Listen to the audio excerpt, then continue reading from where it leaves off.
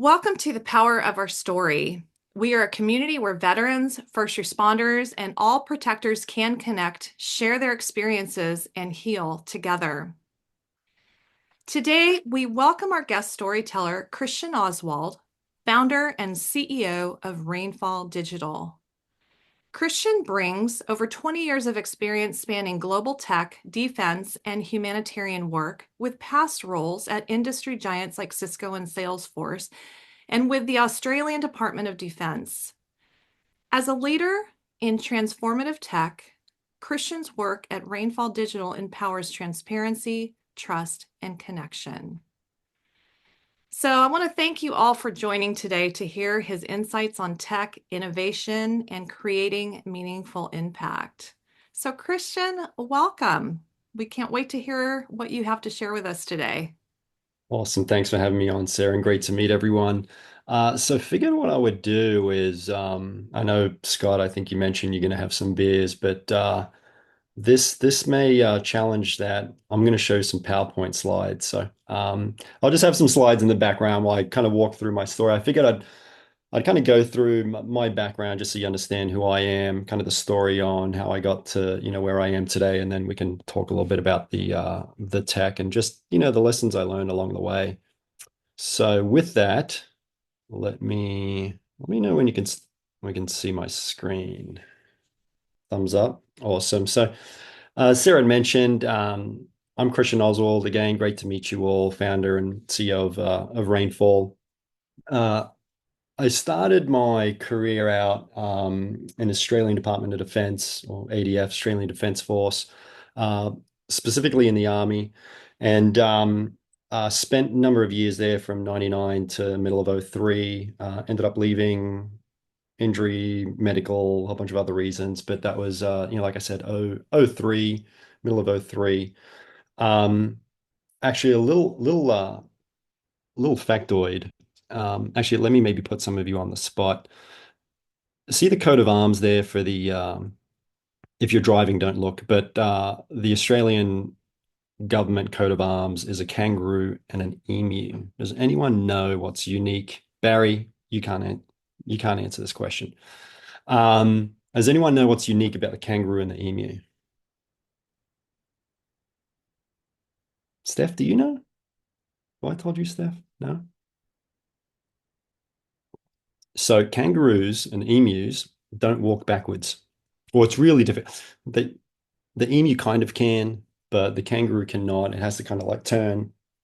Uh, but that being said, it's kind of been a value that I've followed throughout not just my career, but my life is always thinking about moving forward.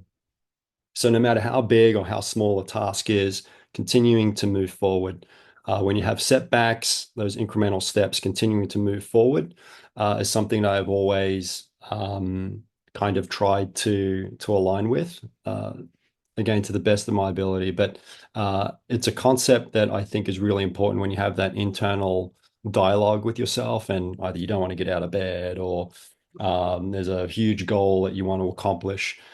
Have that mindset of continuing to move forward. Be like that kangaroo, be like that emu, and continue to move forward.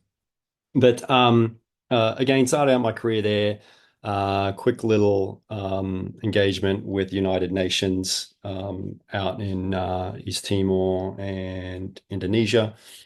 Um, I left, as I mentioned, I left the Australian Army middle of '03, actually immigrated to the US and joined a tech startup, and then ended up joining Cisco, which is a massive, tech organization. Basically, if you're using the internet, Cisco runs all the pipes.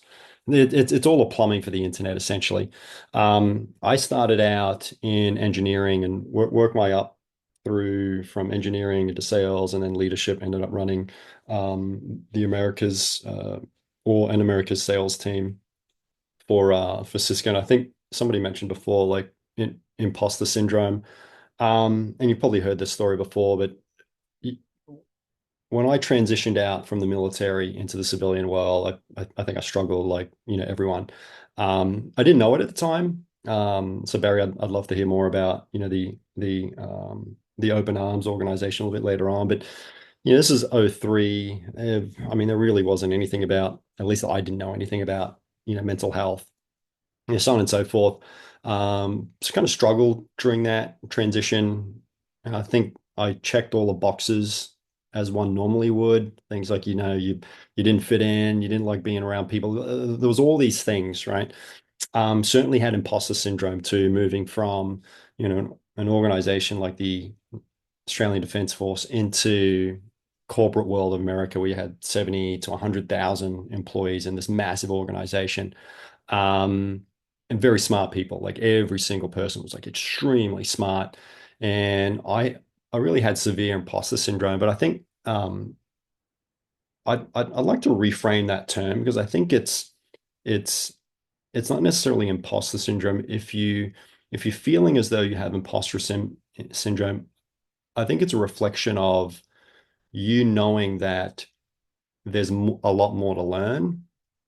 And I think that's a more positive take on, you're curious, you understand that you have a lot more to learn, there's a lot more to go, and you can start setting those goals on how to accomplish and meet, meet those stretch goals. And then, from there, I moved around, as Sarah mentioned, to, a bunch of different organizations, Salesforce, Local Measure, Twilio, and a bunch of other startups, all both big and small organizations.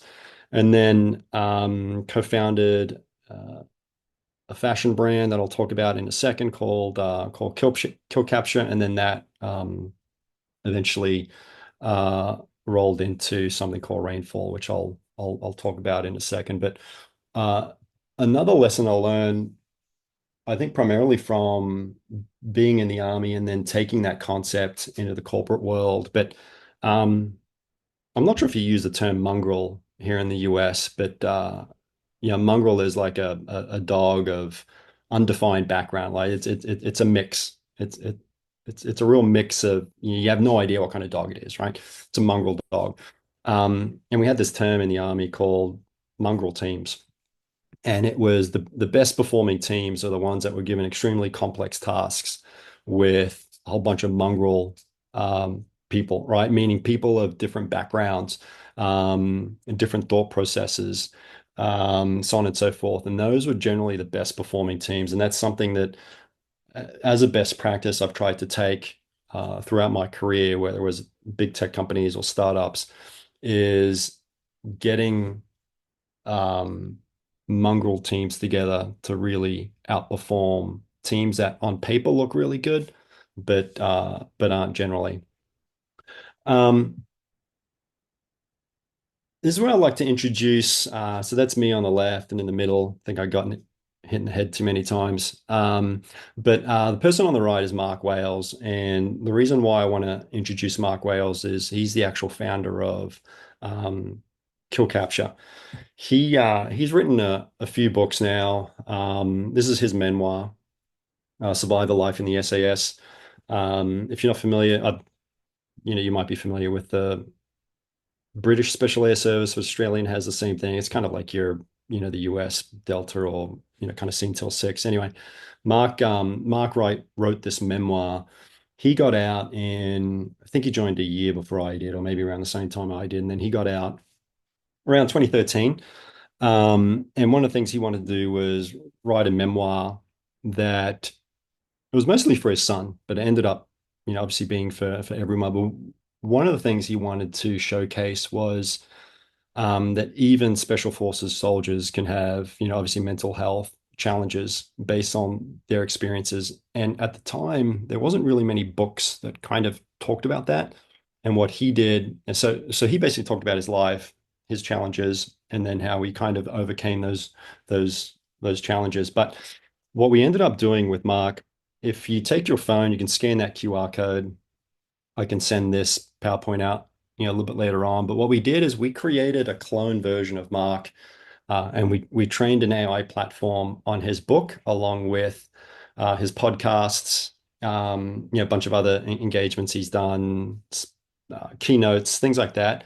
And we've trained this AI platform on Mark. And what's kind of comical is, I tell him that, you know what? the AI clone is more Mark than Mark in real life. But you can ask. It's kind of interesting. He does also some coaching and things like that. But it's interesting interacting with the AI version of him. Again, it's it's uncanny how similar it is. If not, like I said, it's more Mark than Mark Wales. But it's available 24 hours a day, 7 days a week. So if there's any questions you have around mental health or leadership or you name it. It's a really good resource, and I can show you this, a little bit more in a second. But if you've all scanned that and bookmarked that, um, what what Mark wanted to do, he also struggled, right, from that transition from the military out into the normal world, and he started, he wanted to find, what's that new purpose? We all struggle with that purpose, right? Once you leave, when you're in the military or doing first responder stuff, there's this purpose that's much greater than oneself. And that's really difficult to find in that civilian world, right? Like what is that purpose? So he started a fashion brand called Kill Capture, and the name comes from the mission profiles of the Special Air Service in Afghanistan. And I think there was a Marine. Who was the Marine? Was it Scott, right? I think Scott was a Marine. We got Mad Dog Mattis there. He's wearing one of the jackets, but Mark started this. I came on board shortly after he started as a co-founder. And these are kangaroo leather jackets that are made in New York City, kind of luxury items. They're inspired by the Cry precision uniforms that were used in Afghanistan. So there's all these little details that you might not see unless you've kind of been there or you've worn those uniforms. Even there's details of on the leather itself. There's natural scarring from the kangaroos. So, kangaroos can be very violent. They fight a lot. There's a lot of scars on their skin, and we've kind of kept those scars into the jackets to kind of again to represent those wounds, right? Whether they're internal or external. And it's not something that we should just hide. It's something that, should be shown. And again, it's more of that memory and it's kind of building upon on who you were. And what ended up happening is we started seeing a bunch of counterfeits hit the market. So these are, again, kind of luxury, high-end, high-priced items. We started seeing a whole bunch of counterfeits hit the market. And we started doing research around, okay, what are some of the big brands doing to kind of combat counterfeits? I'm sure you've, been to New York and you see, the handbags being sold on every street corner, whether it's Coach or Louis Vuitton, so on and so forth. And um, it was an honor to be counterfeited, for one, but then also the second part of that was let's go to war with counterfeits. And again, we tried to figure out what are the big brands doing. We found based on that research that they weren't doing anything at all, or at least anything that was meaningful or proactive to combat counterfeits. So we internally got together. We started figuring out, okay, let's create like a cool internal code name, just as one would. And we tried to, think about military or DoD themed code names that we can use. And we were thinking about special access programs or unacknowledged special access, just like something cool. We ended up landing on a name called Rainfall. So Rainfall um, allegedly is a code name for Australia's Area 51. So there's a place in the middle of Australia called Pine Gap, and it's a joint base apparently between the NSA and other Australian resources. And again, allegedly its code name was Rainfall. So we call the internal project Rainfall. And what we started doing is we started embedding um, RFID and NFC chips, and I'll talk about what that means a little bit later on. But we started embedding these chips into the label of the jackets, and anyone can take their phone, no app required. You can tap on a jacket, and I'll tell you if it's authentic or not. And then from there, we kind of built upon, and I love the name of this call, by the way, right? The power of a story. Because one of the things we also wanted to do is not only do we have stories, but every item also has a story. So we started embedding all these stories into the jackets themselves, like how they were made, where it came from, our founding stories, things like that. Um, and then what we ended up doing, you know what, let me show you. So this is what an NFC chip looks like. It's kind of the small little chip, you can put on the end of your finger. Um, and you know what? Let me stop sharing my screen for 2 seconds, and I'll show you how we engage. So I can take my phone. Let me grab a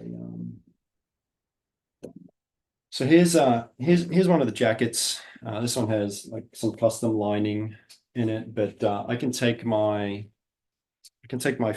phone. Let me unlock it. I can just hover. I can hover over the label, and if you saw that, and you get that little push notification. And think of it almost like, and I'll share my screen in a second. It's a digital product passport for this item. And what we ended up doing, we ended up spinning the tech company out of the fashion brand. And now we're using it for uh, digital passports for fashion, for alcohol. Now we're piloting things in the law enforcement space where you can take your any controlled items, whether it's a weapon, same concept. You can have the NFC chip built into you place it in the handle or other areas. It does things like tracking and inventorying. Uh, the interviews that we've done with a lot of law enforcement, um, even other first responders, is where is our stuff, whether it's body armor, radios, so on and so forth. There's the check-in, check-out process, managing that outside of spreadsheets and just, pen and paper, which is where we see a lot of, right? There's a lot of pen, there's a lot of paper, there's a lot of spreadsheets. And what we've started investigating is how do we use this technology in those spaces? And I'll show you here. Let me share my screen of what it looks like.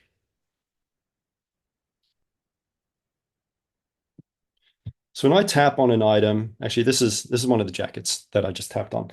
Uh, so it shows you kind of the item. We serialize every single item, like I mentioned before. So we serialize every single item. You can see what it's made out of. This is a lamb one. I've got a kangaroo one over there. The kangaroo leather is actually really expensive. So we've created a lower price point item. It's a little bit cheaper with lamb, but the quick sidebar on kangaroo leather. Um, it's half as thick as cowhide and 10 times as strong. So it's a really strong hide.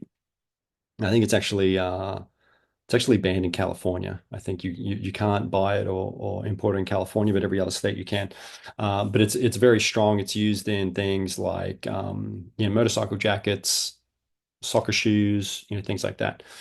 Um, but here we have all these kind of like call to actions. Like you can click here to go to a website, follow us on Instagram. You can engage with Mark AI, so you can have a conversation with Mark. We've added, exclusive music tracks. Think of this almost like an Instagram feed or a story for this jacket, right?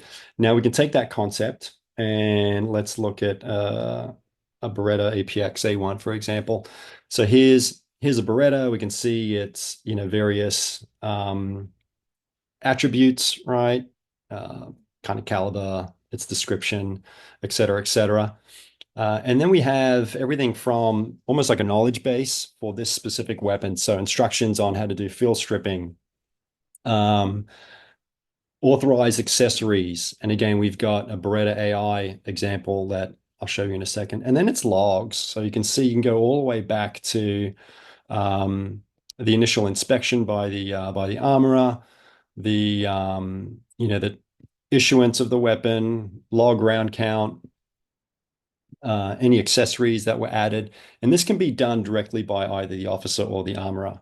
You saw how easy it was to tap on that weapon or that jacket. Same thing with the weapon. You just tap on it and you can start adding its history to to the actual item itself. And this can be done, like I said, on absolutely anything.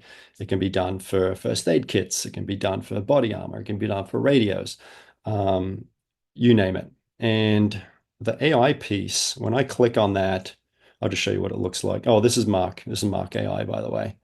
So if you want to have a conversation with Mark, hopefully you scan that QR code. You can.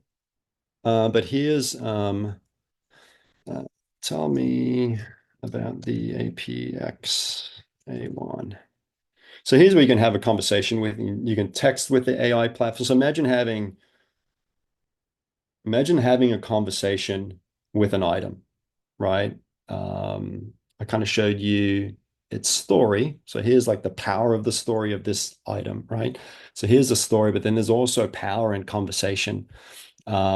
So it's one thing to, listen to people's stories and you can learn from them and then conversing with somebody.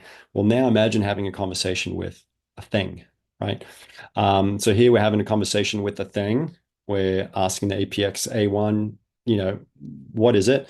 Maybe I can ask it how to fill strip the APX A1. I'll kind of walk you through that. Now, again, I can text with it, I can call it, I can have a conversation. And here's description on basically how to fill strip the APX A1. But again, this could be for any item, right? Anything at all. We could add things like checklists or how-to guides, but rather than looking through a manual, you can have a conversation with the item just like you would with somebody else or an expert that might be an expert in that area. So I kind of blew through that pretty quickly, but I know some folks had to drop. I don't know if Scott is still on, but just wanted to give you again quick run through of myself, my background, some of the lessons learned, and then kind of how I evolved from where we were through lessons learned of a fashion company. Interesting pivot into back into the tech world with Rainfall. But yeah, with that, totally open to conversation or questions or anything at all, really.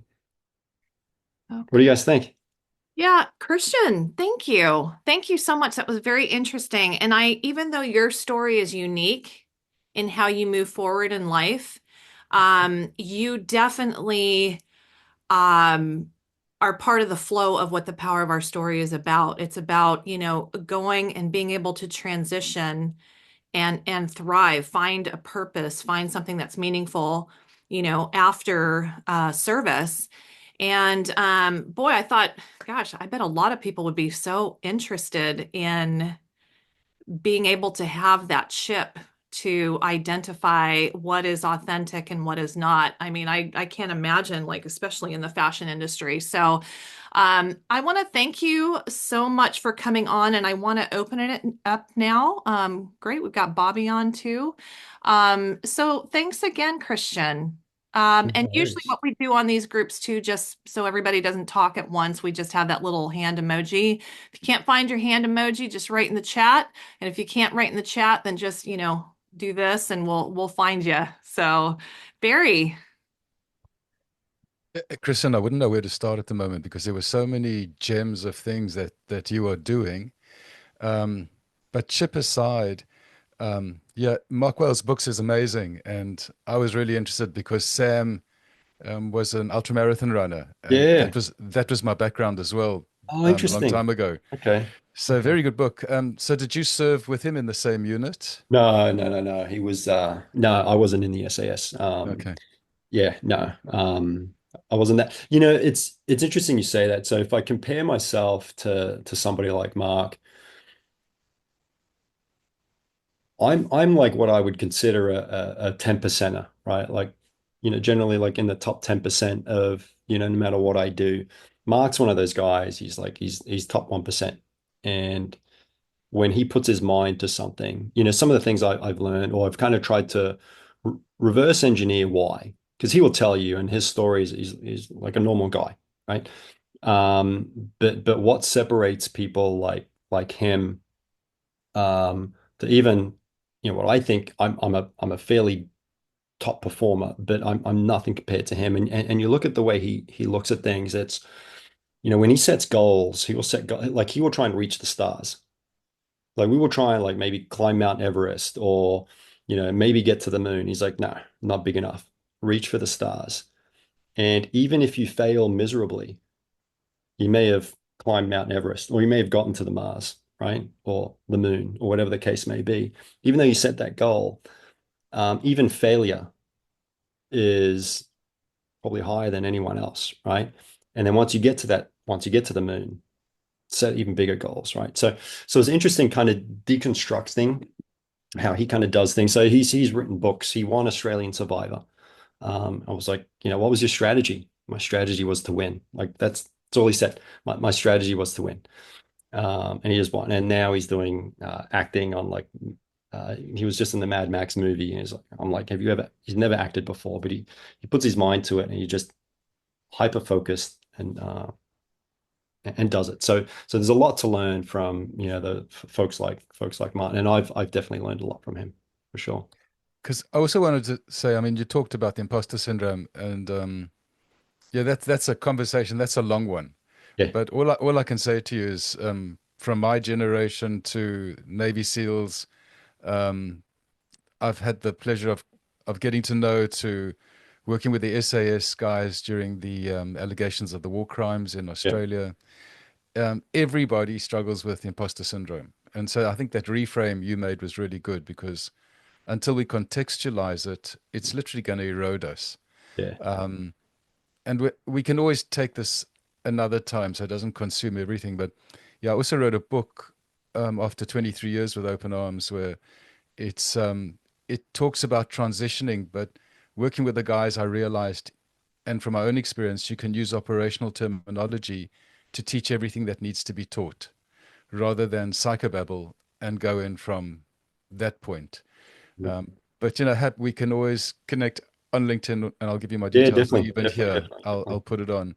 But I think, have you thought about ever using the technology and the AI version of Mark is technology that veterans could actually reach into and talk to in moments of challenge, or needing some guidance within appropriate boundaries? Because Yeah, I think there's a place for that. And to tell the truth, I think when there's a lot of resources, I have a lot of concerns that a lot of psychs working with veterans are so linear and so restricted that they're more a part of the problem than a part of the solution. But yeah, I wondered what you thought about the AI version. yeah, definitely. And there's, I want to say there's a few companies trying to do that. A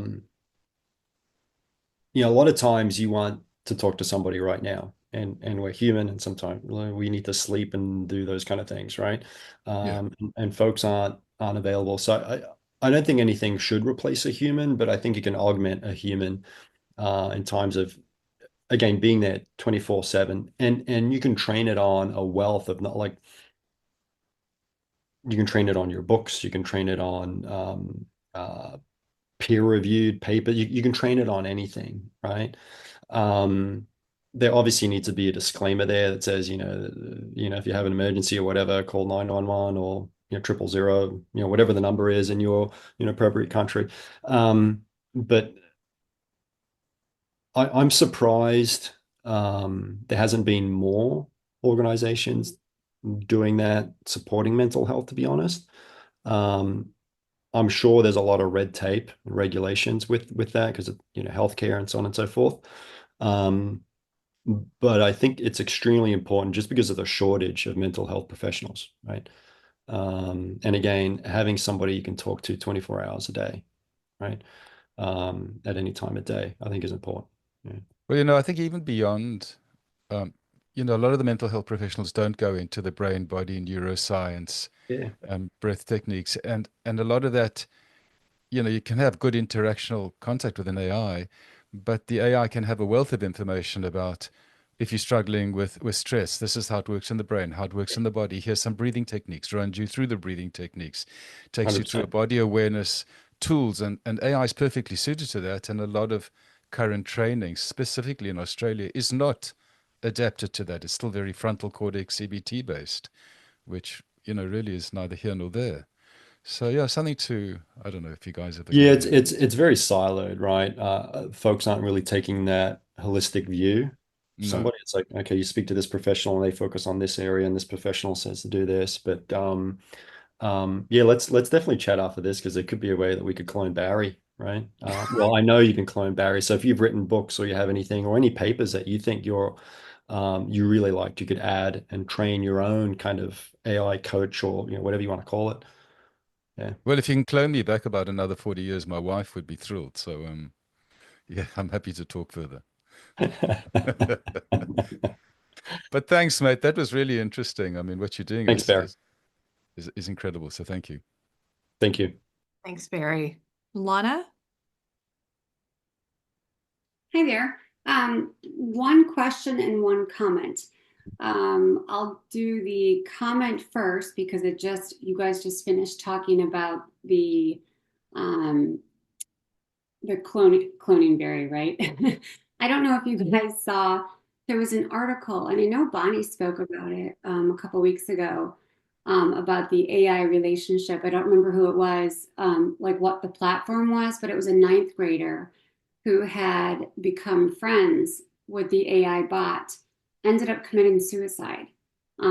So obviously this is the opposite of what we would want to achieve, but I just wanted to put that out there to do the research on that piece because I mean the story is just absolutely heartbreaking on Yeah. what happened. Um, and on the flip side, my question is, what other technology are you looking to integrate with? Like, for example, does it integrate somehow with like if a fashion industry was going to take something like this on, does it integrate into their inventory in the POS so there's not like all these other steps that have to happen? I mean, it sounds like such a great idea. Like I put in Yeah, yeah, yeah, that yeah. Great question. So I'll answer the question and then I'll give you my thoughts on the story you just gave. Um, so we're an open platform. We have what's called APIs that allows us to integrate a whole bunch of other platforms. We've got a partnership with Salesforce, which is a CRM. So all this data is totally integrated into Salesforce. So it's the brand or the organization has uses their platform that they're already potentially used to, again, whether it's inventory platform or CRM or whatever the case may be. And that's a single source of truth, and then we integrate and interact with that platform. And then your comment, yeah, there's so many stories like that. And if you haven't seen, there's a movie called Her, which came out, I think in 2012. I don't know if it was a big hit back then, but it's about somebody who kind of falls in love with an AI clone. And it doesn't really hit home until you watch it now. With how prevalent AI is, watch it and you're just like, oh, this is crazy. And it's not fantasy anymore. Like you can, and people are doing that. So there's there's definitely a very fine line, right? I don't think kids under 18 should have access to like social media and Snapchat and all those kind of things. I got 4 kids and we try and keep them away from from all that stuff. But their brains are still obviously developing, and you put the power of the world in this little thing and they just can't handle it, right? So I think, um, but it's it's going to be a challenge. If you look at what social media has done to this social construct, it's kind of like it's definitely impacted us. You might say that it hasn't, no, but it has. Oh, for And sure. if you live through it, it's incrementally changing you every day, every year, and you don't realize it. Right? And then 10 years down the road, you look back and you're like, holy cow. So it's a much broader discussion because I think we need to figure out how and AI is going to have an even bigger impact on us. And it's moving so fast. And we don't move that fast as humans. So it's going to have a profound impact on everyone, on almost every job as well. Like there's going to be so much. Now I'm an optimist, and I think it can, hopefully help. But again, with any technology, there's the good side and the bad side, right? And we need to make sure we're aware that we don't get caught into the bad side of things and try and help folks that, go down the wrong path when they're using, tech. Yeah. Boy, my husband and I have that conversation often. Yeah, thanks. David. Hey, I just wanted to just keep the AI conversation going for a second. I think it's incredibly interesting. First of all, thank you for sharing all that and your journey and how you got to where you are in the technology with are they RFID chips? Is that what you would call them, or are they? Yeah. There's Yeah, there's RFID and NFC, and okay, it just means RFID you can shoot it from far away. You can use like got it. NFC, you have to be up close, basically. Yeah. And I find the whole thing fascinating, scary but fascinating. Um, the As far as the AI cloning goes, my mentor in the work that I'm doing, Marty Seligman, who is like one of the world's leading psychologists and the founder of positive psychology movement, he's 81 years old and he's looking at his legacy. Hmm. And they've compared him to people like Aristotle, Plato, Yeah. Freud, all these like big hitters. And he's like, so how am I going to leave behind Yeah. the work that I've done and have it advance forward? So he was working with one of his previous PhD students in China. The guy's name is Yukun Zhao, and they made a Ask Martin bot for AI, and they've trained it on all of his work, every article he's ever written, any book he's ever written, all of his speeches. I mean, I can't even imagine how much they put into it. And you can ask Marty questions about anything, and he Yeah. gives you back a positive psychology view. And it sounds more like him than him, just like you were describing about your friend, which is kind of Yeah. crazy. Yeah. So there are people out there that are doing it, and it's very interesting. And his whole goal was to make sure that the information coming back was his work Yeah. and not somebody's translation of it that may then be off center or a perverted version of it. Yeah. So I'm curious how, as you build these things out for other people, what kind of background, what kind of research, what kind of vetting goes into making sure that that's what people are getting back is the information that the cloner, it's coming from that person's work. Yeah. Yeah, great question. So the AI piece, we've actually partnered with a company called Delphi, and I can put, or maybe Steph, if you want to put the link in the chat. It's Delphi.ai. And actually his founding story is um he's a young guy, he's in his 20s. His grandfather was like this really smart guy, or had written books, blah, blah, blah, but he had passed away. And he was like, if my grandfather was here, I'd love to ask him some questions. So he took all his books, all his grandfather's books and stuff, and trained, and that's how he started Delphi. It was he trained Delphi on his grandfather's books, and he almost uses it as a mentor and coach, right? But so the platform that they've built, and I won't obviously speak like he could on the platform. But the issue you see it with AI is that there's a term where it can hallucinate, meaning it can just make stuff up. And that's what you're getting to is you want something that doesn't just make stuff up. And there's a concept in training these large language models called grounding. So you can ground a platform on just content that you've given it. And I mean, you can create your own clone with AI, Delphi AI.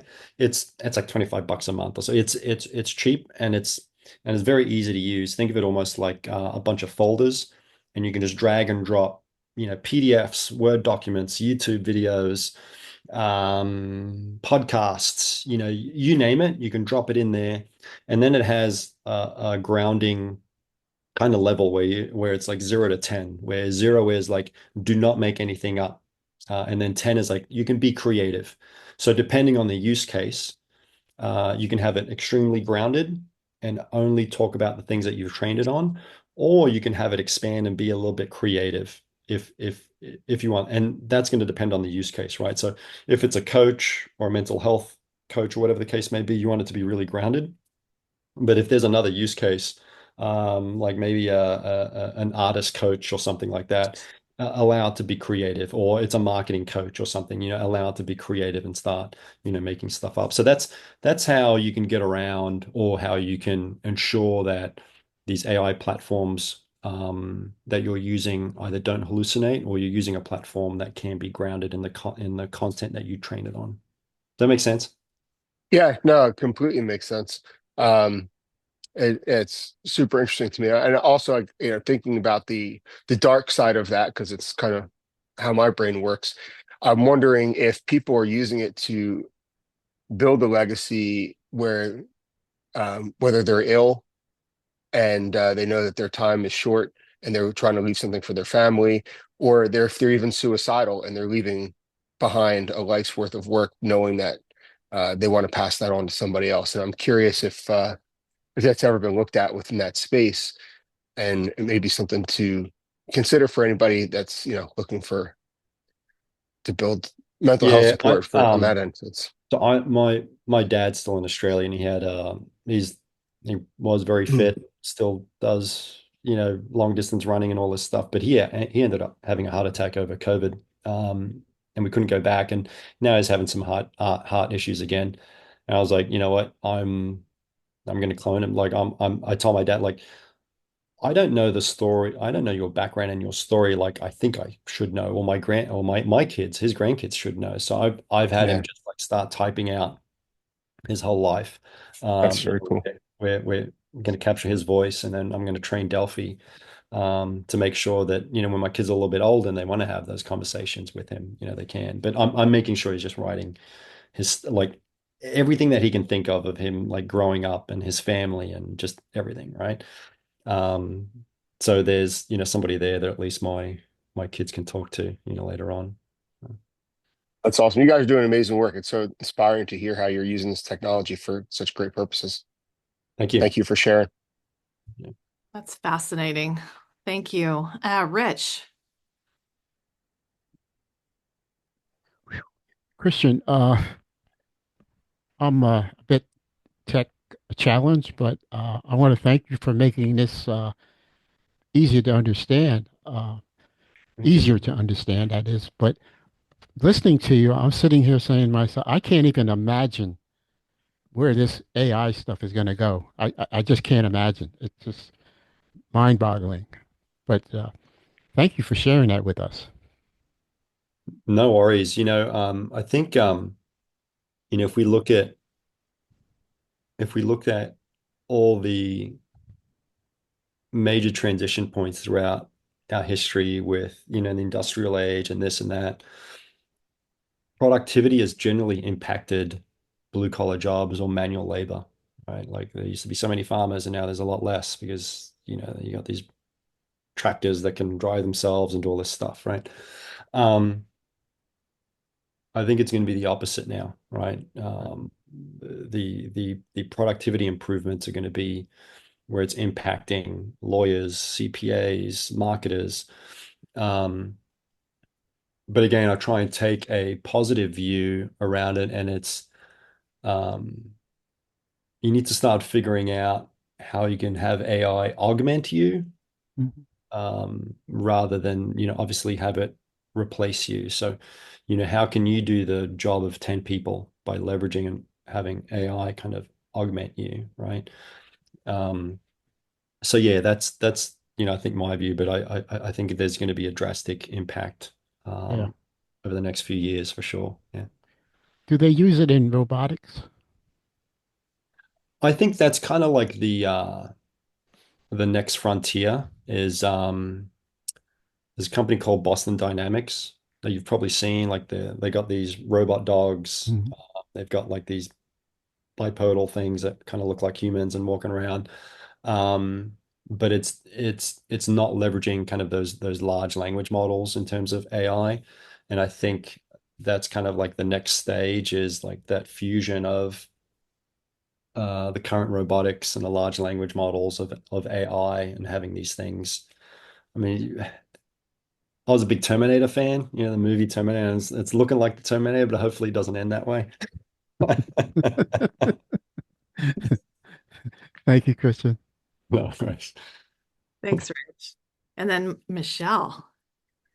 Christian, thank you. I find this very enlightening. Part of my dispatching career was in a small department where once we did finally get a CAD system, it was already so many versions backdated, but we thought we were winning. So when I hear you reaching out to departments to help with things like this, I'll say thank you from every dispatcher in a small department who has to spend time tracking these things on Excel spreadsheets. So that's my one comment. Thanks. The other thought that I had is now I've switched over into higher education and I work in the provost office at the university in Idaho. And AI is the topic for everything right now. How do we put it in our classrooms? How do we monitor it? And if you haven't heard of Jevin West, he is someone out there doing research. He's got a book called Calling, I think it's like Calling BS, and basically trying to debunk some of the AI stuff. He came as a keynote speaker. Super interesting to hear his take on it. Highly recommend his book or his I think he has a TED Talk out. But my question to you is when it comes to building these AI platforms, and you talk about Mark, which by the way, I did watch that Australian Survivor season, but is there any, I guess, responsibility or anything on the back end that monitors how people are interacting, what they're saying to this Mark, and that or anything, and maybe even another AI system to pick up if there's any like trigger things that maybe this person needs some mental help or human interaction. Is there anything in place for that right now? Yeah, I've seen so the platforms that are specific for like things like mental health. Yeah, there's definitely like it's looking for keywords. Um and it's one of those things, it's a double-edged sword, right? Because some things you want to be anonymous and private, like you're in a room with somebody and you just like you feel as though you can be more transparent because nobody else is listening, it's not written down or anything. And that's a big challenge that those platforms are going to face, right? Is how do you navigate that, right? Absolutely. It's never about, it's usually the tough conversations are never about the technology or the capabilities. It's more of this like philosophical aspect of it that makes it, really difficult. That's why like we prefer to partner with the AI folks and kind of build out the storytelling capability of, things because we think things also have stories, and that's where we want to focus is bring to life things that might not mean anything to other folks, but there's this perceived value, right? It might be a family heirloom or something, right? And you want to add the story to that. Maybe it's grandmother's salad bowl. Like, Yeah. I don't care about grandmother's salad bowl, but you do because you remember having those dinners and whatnot with grandma like many years ago, right? So it's uh that's kind of what like where we're focused on, and we definitely see those challenges though, which is why we prefer to partner with the AI platforms because then we don't have to think about those issues as much. That's kind of like their responsibility. But I mean, there's going to be so many challenges that we have to kind of get through over the next few years. And it's like, how much regulation do you want? Well, you don't want regulation, but sometimes you might. So it's not going to be easy. No, and we're feeling that in higher education. But if you end up branching into that world, by all means, feel free to connect with me and maybe I can help. Yeah, welcome to the great experiment, right? Because we're going to see, Yeah. like we're living through it. We're going to live. We're basically an experiment at this point, right? And our kids. If Mhm. you think like education hasn't changed in hundreds of years, Right. and now it's going to be flipped on its head, and we have no idea what's best. We won't know, Phil, till we look back in 20 years and we're like, oh, shouldn't have done that. Should have done this instead. Right? Absolutely. Well, thank you. No worries. Gosh, that's really interesting. And thanks for all your comments too and the questions that you're asking. Is there anything else that anybody wants to add? Or Christian, Yeah, I'll just look if there's any way that I can help anyone on the call, certainly let me know, reach out. intros. If you see anyone on LinkedIn that I'm connected to that you want, an intro to, if you just want to chat, always around. So Yeah. I had one quick question. When you were talking about grandma's bowl, I thought that was very interesting to me. And what does it cost to have a chip, or if I ask for 25 chips to have sent to me and to put on yeah. various things in my house that I want to pass down, and then build a platform to log all of that? Like what's the cost for me for something like that? So our business model is generally dealing with brands or businesses. So we sell to, like, let's say it's a Nike, right? So we would sell to a Nike, they embed it into their things and it goes out. Yeah, We don't sell to consumers. That being said, got it. our app is free um, online on the app stores. So you could download it. You can buy these chips online for, you know, 50 cents less, Okay. maybe $1, $2. They kind of range depending on the types of chips. There's different types of chips, and you can just attach it to your medals, your memorabilia, anything from, the police force or whatever, right? Like, imagine like, your retirement plaque or whatever the case may be. You put a chip on that and you have all the photos and videos of your last, few years there and all those kind of things. Um, so And how I does can that definitely then help link you to kind of your walk. app? I'm sorry, what was that? How do those chips then link to the app? There's a configuration process that's quite easy that I can walk you through it. Cool. All right. Or Steph can, or both of us. That's great. Christian, what a pleasure to have you on. This was really a different conversation, like I had shared before. I mean, don't you all think like this is really different? And it just opens up a whole bunch of possibilities, ways of thinking. So it's good to be connected with you. So thank you again for coming on. I No, appreciate it. thank you, and great to meet you all, and look forward to continuing conversation, I'm sure, with many of you. So again, thanks.